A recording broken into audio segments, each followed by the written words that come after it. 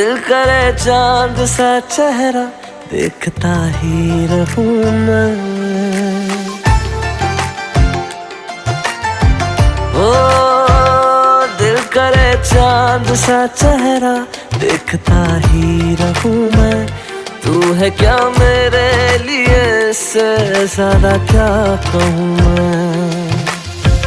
मेरी जिंदगी अब तेरी हो चुकी है, सांसें भी अब तेरे नाम पे रुकी है। मुझको तो अपनी खबर ही नहीं है, जुल्फे है उलझी सुलझा दो ना। पिया मेरे हाथों में मेहंदी लगी है, बालों में गजरा लगवा दो ना। पिया मेरे हाथों में मेहंदी लगी है।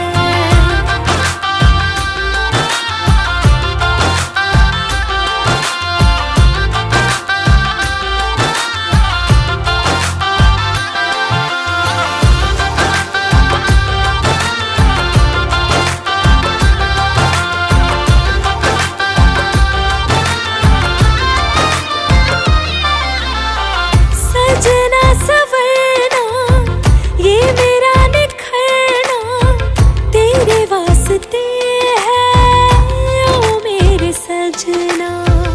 माथे पे बिंदिया हाथों में कंगना तेरे वास्ते है ओ मेरे सजना। ये दिल क्या चीज है यारा, तुम्हारे प्यार की खातिर है मेरी जान भी हाजिर तेरे दीदार की खातिर।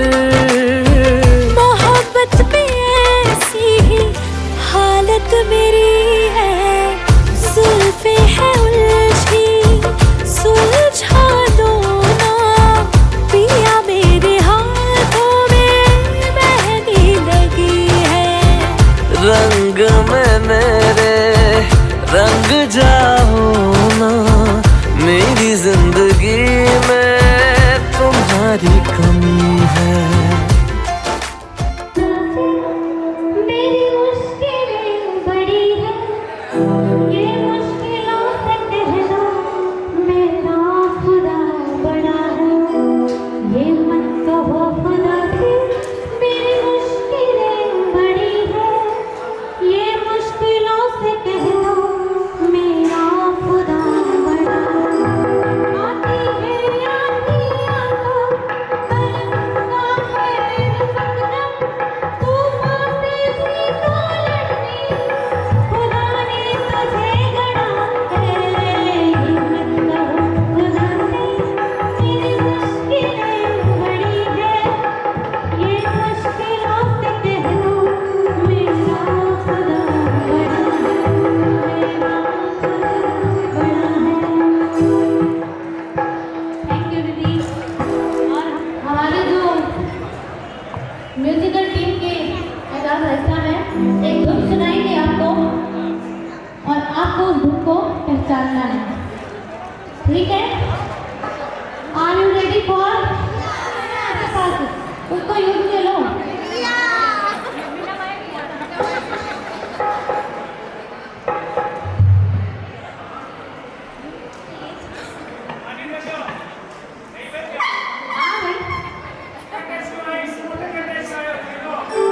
आओ तो फिर, क्या मेरा ऑफिस है? नहीं तो मिलने का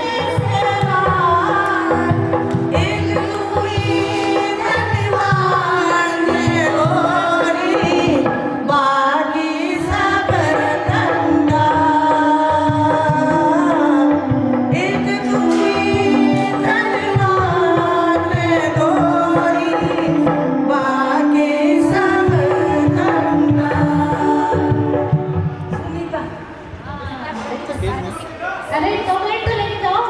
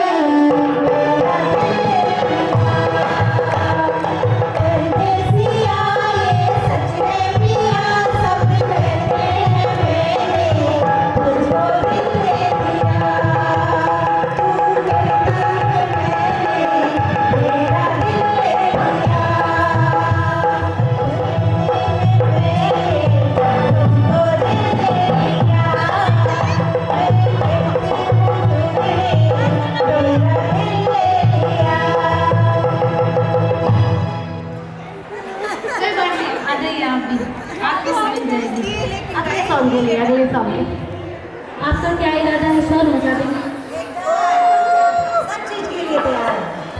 सर इतना धीरे क्यों आ रहे हैं? थोड़ा सा देखो, इतनी चॉकलेट खाएंगे तो थोड़ा सा पावर दिखाइए भाई।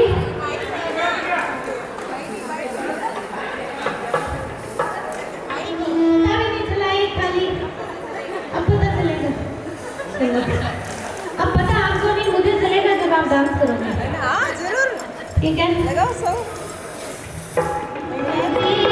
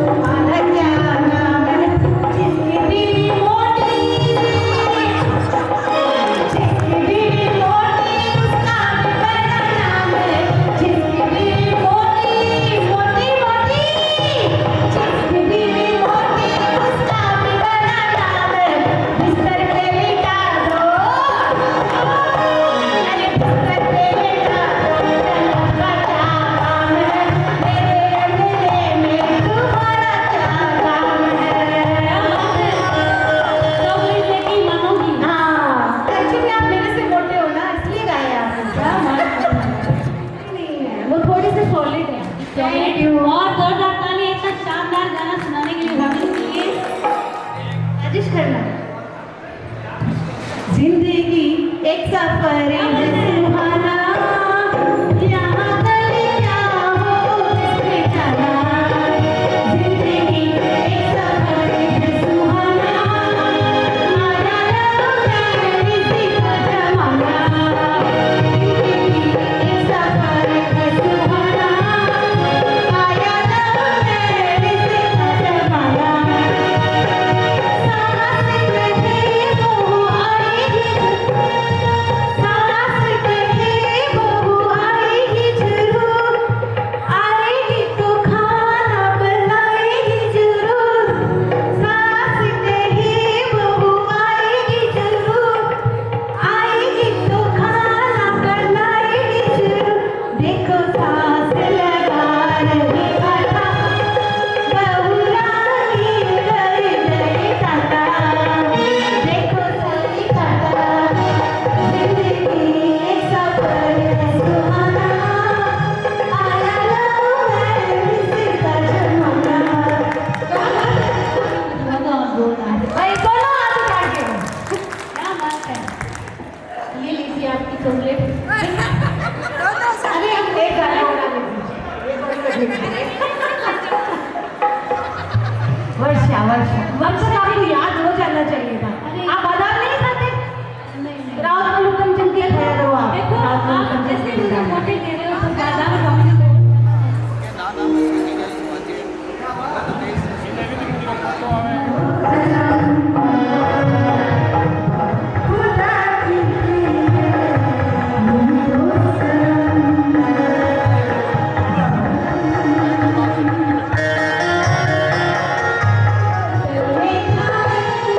कोई निकले ना हमें यहाँ, चल घूम के आए हम।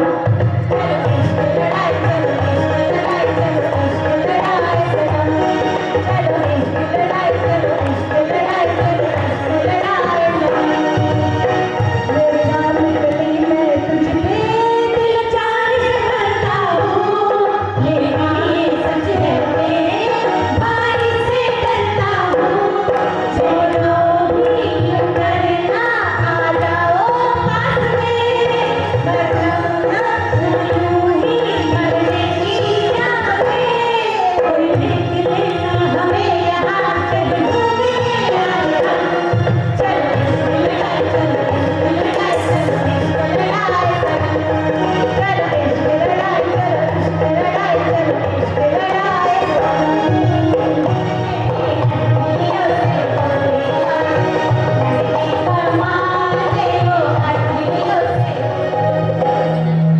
क्या बात है, जोरदार तालियां।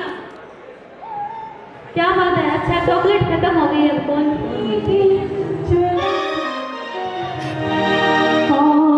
दिशा में की चला रे बंदिया, कौन दिशा में की चला रे बंदिया। ठहर ठहर ये सुहानी सी डगर, जरा भी कर दे, कौन दिशा में की चला रे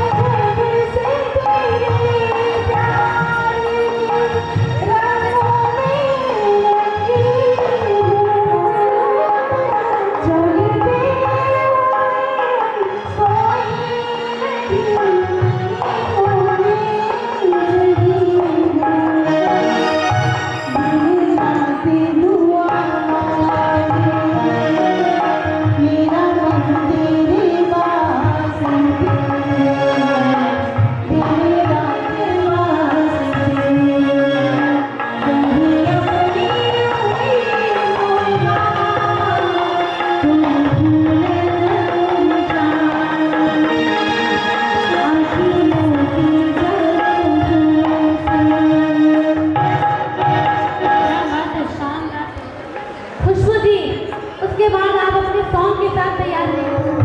जिधर देखती हूँ उधर तुम ही तुम हो, न जाने मगर किन ख्यालों में हो। मुझे देख कर तुम जरा मुस्कुरा दो, नहीं तो मैं समझूं मुझसे खफा हो। तुम ही मेरे मंदिर, तुम ही मेरी पूजा, तुम ही देवता हो, तुम ही देवता हो। पूजा तुम ही देवता हो, तुम ही देवता हो। ये बिंदिया की चितौनी, तुम ही मेरे मांगों की गजरों की महफिल, तुम ही मेरे माथे की बिंदिया की झिलमिल, तुम ही मेरे बरसों की गजरों की महफिल। मुझे देख कर तुम जरा मुस्कुरा दो, मुझे देख कर तुम जरा मुस्कुरा दो, नहीं तो मैं समझूंगी मुझसे खफा हो।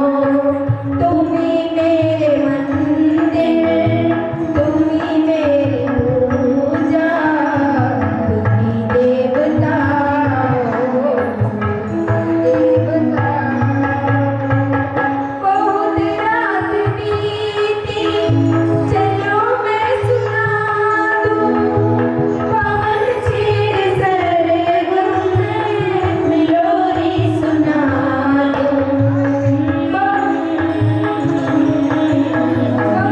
रात बीती, चलो मैं सुना दूं, पवन छेड़ सरगम मिलोरी सुना दूं। तुम्हें देख कर ये ख्याल आ रहा है, ये जैसे फरिश्ता कोई सो रहा है। तुम ही मेरे मंदिर, तुम ही मेरी पूजा, तुम ही देवता हो, तुम ही देवता हो। छोटे से प्यारे से नन्हे से हर कोई परे, छोटे से प्यारे से नन्हे से हर कोई परे, भोले से नारी से अच्छी से हर कोई परे। पागल ऐसे भी झूलती रहे, खुशियों की बहारों में झूलती रहे। एक मुस्कुराहट संगीत की तरह, ये तो लगे रामा के गीत की तरह। छोटे से प्यारे से नन्हे से कोई परे, थोड़ी सी नन्हे से अच्छी सी कोई परे। पागल ऐसे ही झूलती रहे, खुशियों की बहारों में झूलती रहे। गाते मुस्कुराते संगीत की तरह, ये तो लगे रामा के गीत की तरह।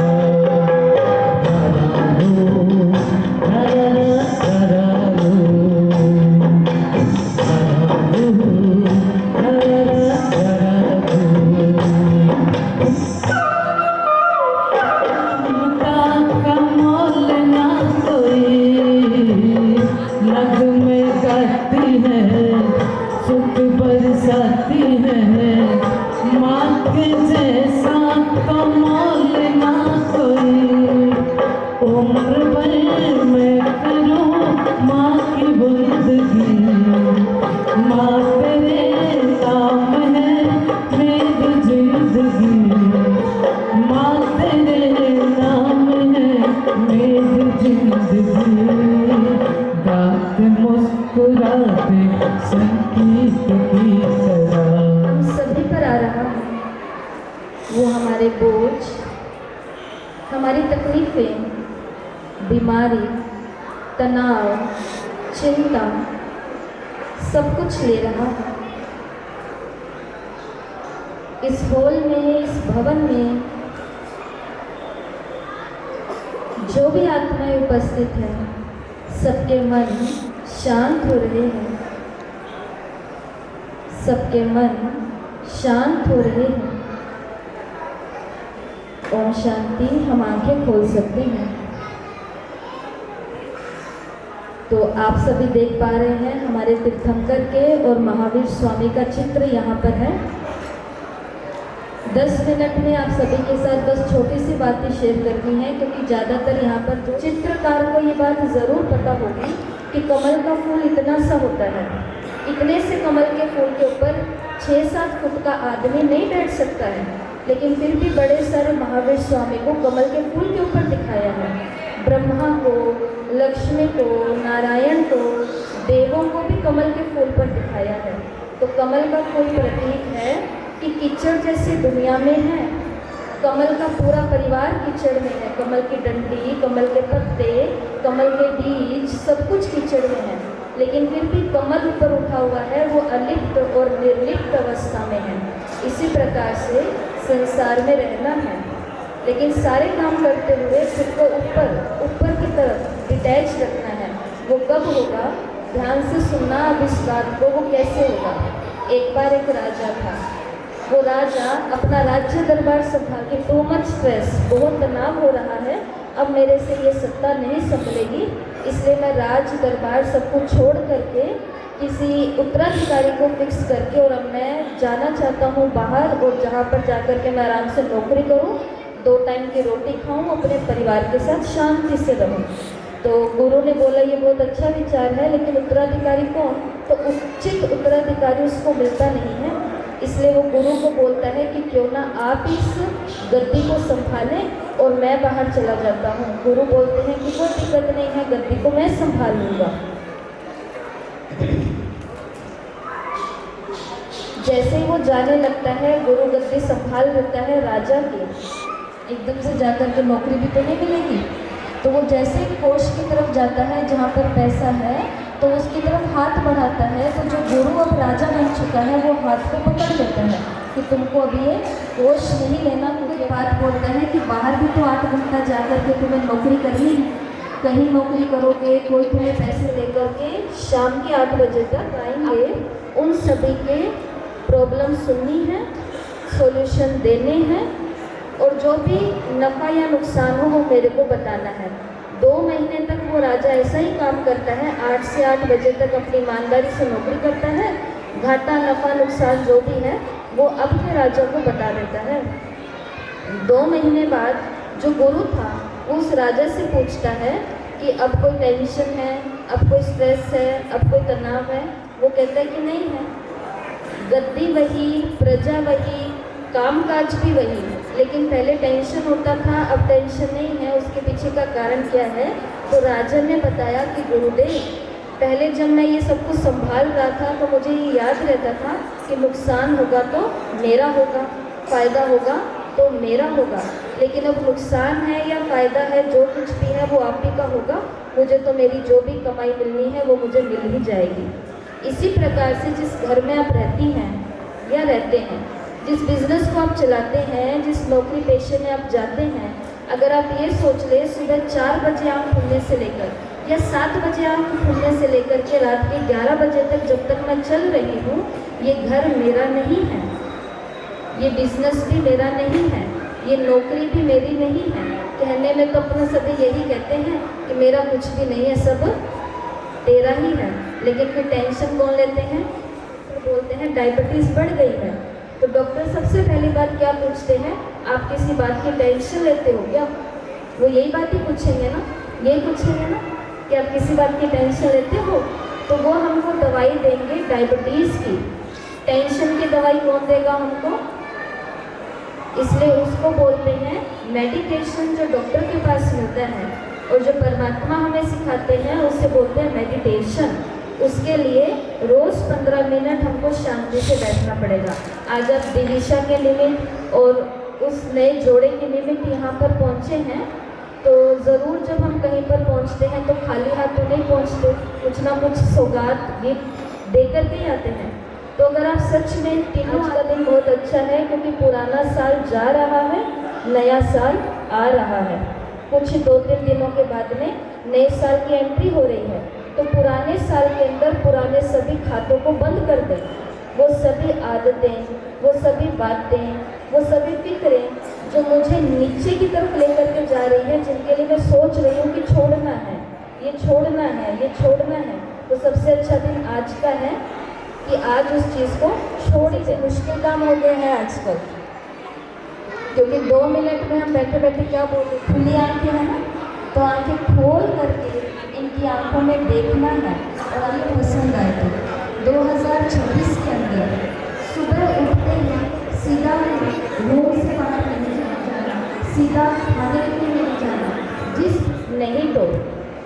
नहीं तो वो समय दूर नहीं है जब हॉस्पिटल भी बहुत सारे होंगे, डॉक्टर्स भी बहुत सारे होंगे और दवाइयाँ भी बहुत सारी होंगी, लेकिन ना वो दवाइयाँ हम पर असर करेंगी, ना बातें हम पर असर करेंगी, और ना ये बहनें और ये माहौल हम पर असर करेगा, कुछ भी नहीं करेगा। क्योंकि जिसने जितना इकट्ठा किया है, ऐसा ही होता है ना, क्लोजिंग अकाउंट जो होता है, क्लोजिंग बैलेंस ही अगले साल में जाकर के ओपनिंग बैलेंस बनता है। तो हम क्लोज कैसे करेंगे, वही हमारी आत्मा की कर्मों की ओपनिंग बैलेंस होगा। इसके लिए यहाँ पर आप पहुँचे हैं, हम भी पहुँचे हैं, सब दूर दूर से पहुँचे हैं, कुछ पास वाले भी पहुँचे हैं। तो हम सभी को एक ही संकल्प करना है कि रोज़ 15 मिनट 4-5 संकल्पों को बस दोहराना है। पहला संकल्प, मैं शांत स्वरूप आत्मा हूँ। शांति किस किस को अच्छी लगती है? ऐसा कोई है जो कहें मुझे नहीं अच्छी लगती शांति? किस किस को अच्छी लगती है शांति? तो वो हाथ पूरा ऊपर करना। सबको अच्छी लगती है शांति। तो जो चीज़ हमें अच्छी लगती है वो दिन में हमें सुबह सुबह बोल लेनी चाहिए। दुनिया में भी कहते हैं ना कि सुबह सुबह जैसा बोलने से मेरा काम बनेगा, तो क्यों ना हम सुबह सुबह वही काम कर लें जो मेरे लिए ज़रूरी है। तो पूरा दिन मुझे चाहिए शांति, तो सुबह सुबह उठ करके बोलो, मैं शांत स्वरूप आत्मा हूँ। दूसरा, हम सभी को अपने घर में क्या चाहिए? सुख चाहिए। चाहिए सभी को सुख, चाहिए सभी को सुख। तो रोज़ सुबह सुबह उठ करके बोलना है, मेरा घर स्वर्ग है, मेरा घर स्वर्ग है, मेरा घर स्वर्ग है। यहाँ पे बड़ी मम्मियाँ भी बैठी हैं और छोटी छोटी मम्मी भी बैठी हैं।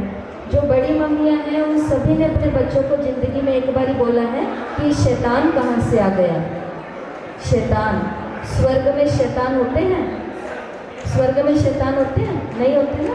तो इसके लिए रोज़ बोलना है, मेरा घर स्वर्ग है। तो शैतान अगर कोई घर में होगा भी तो वो भी देवता बन जाएगा, ऑटोमेटिक बनेगा।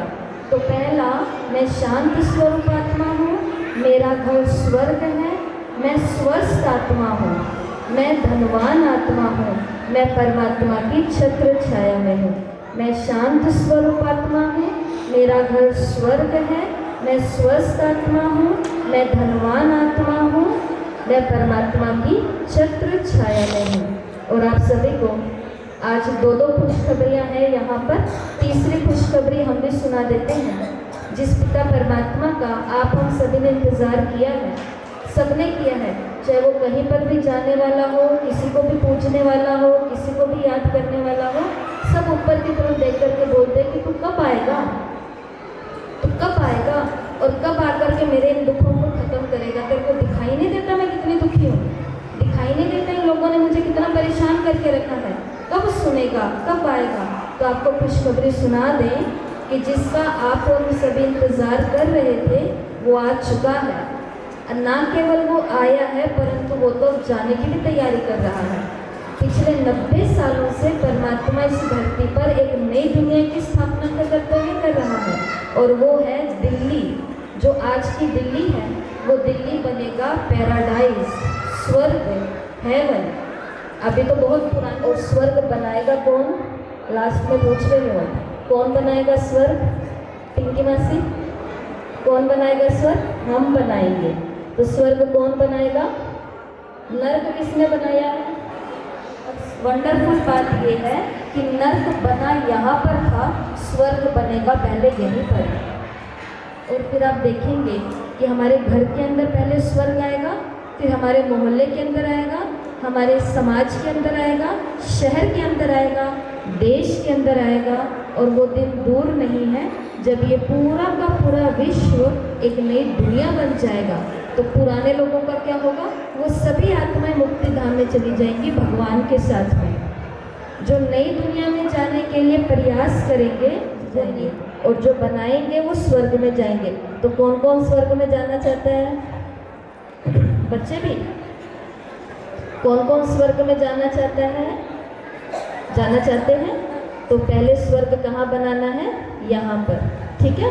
जो देवता करते हैं, गोपाल है ना यहाँ पर, कृष्ण को देखो, ये स्वर्ग का पहला प्रिंस है।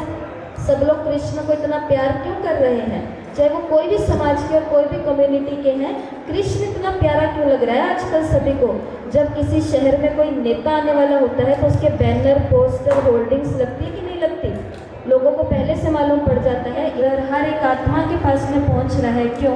क्योंकि ये संकेत है कि जल्द ही ये आत्मा इस धरती पर आने वाली है। और कृष्ण अकेला नहीं आएगा, वो अपने साथ में अपने जैसी 9 लाख पवित्र आत्माओं को लेकर के आएगा।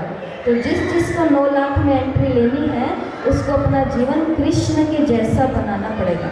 केवल कृष्ण की पूजा करने से, देवी देवताओं के आगे घंटी घुमाने से अब कुछ नहीं होना। पूजा व्यक्ति की नहीं, उसके गुणों की होनी चाहिए। लिखा हुआ है, हमारे भवन में लिखा हुआ है कि केवल उसकी पूजा करने से कुछ नहीं होगा, उसके गुणों को अपनाने से ही हमारा कुछ हो सकता है। हम परिवार में 4 लोग रहते हैं, माता जी, पिताजी यहाँ पर आए हैं, छोटा भाई है। जब हमारे लौकिक घर में कोई आता है तो वो लोग ऐसे बोलते हैं कि ये स्वर्ग में क्या जाएंगे, इनका तो स्वर्ग यहीं पर ही है। क्योंकि चारों का खान पान एक जैसा हो गया, चारों के विचार एक जैसे, चारों का काम एक जैसा। कौन सा काम? परमात्मा का परिचय देना। आज जब मामा मामी ने यहाँ पर बुलाया तो किस लक्ष्य से है? पहले उन्होंने बोला कि सेवा है। जब सेवा सुना तो पैर आ गए। अगर सिर्फ बर्थडे और शादी सुनते तो शायद नहीं आते, लेकिन सेवा सुन करके हम सब आ गए, उधर की सारी सेवाएं रोक करके। क्योंकि हमारे जीवन का एक ही लक्ष्य है कि अब घर जाना है और सबको लेकर के जाना है। बाकी पल्लू पकड़ के कोई नहीं चलने वाला है, क्योंकि पल्लू सबके शरीर के साथ घर वाले यहीं पर ही चला देते हैं। इसलिए जो आत्मा करेगी वही आत्मा पाएगी। इसलिए जो रोज बोलेगा मेरा घर स्वर्ग है, उसका घर स्वर्ग बनेगा। जो रोज बोलेगा मैं शांत स्वरूप आत्मा हूँ, उसके जीवन में शांति आएगी। धनवान आत्मा हूँ, निरोगी आत्मा हूँ, परमात्मा की छत्र छाया में हूँ। ठीक है। और आपका भी बहुत बहुत धन्यवाद। आप बहुत अच्छे हैं और आपने सबको बहुत बिजी रखा है, सबको बहुत खुश किया है। आपका धन्यवाद। जो भी भाई और ये सब यहाँ बैठे हैं, सबके लिए यही दुआएं और शुभकामनाएं हैं। सब स्वस्थ रहें, खुश रहें, शिव बाबा की छत्र छाया में रहें और जीवन में उन्नति उन्नति उन्नति करते रहें। धन्यवाद। ओम शांति। 1 मिनट फिर से साइलेंस में बैठेंगे। अब जो सुना है उसको अपने भीतर डाल लें, लेकिन विचार उससे भी बड़ी ऊर्जा है।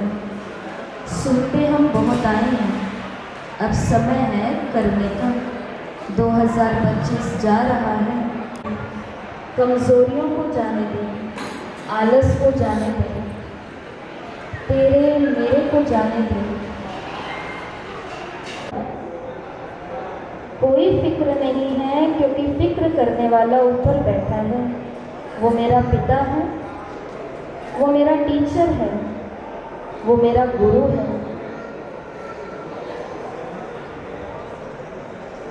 ओम शांति।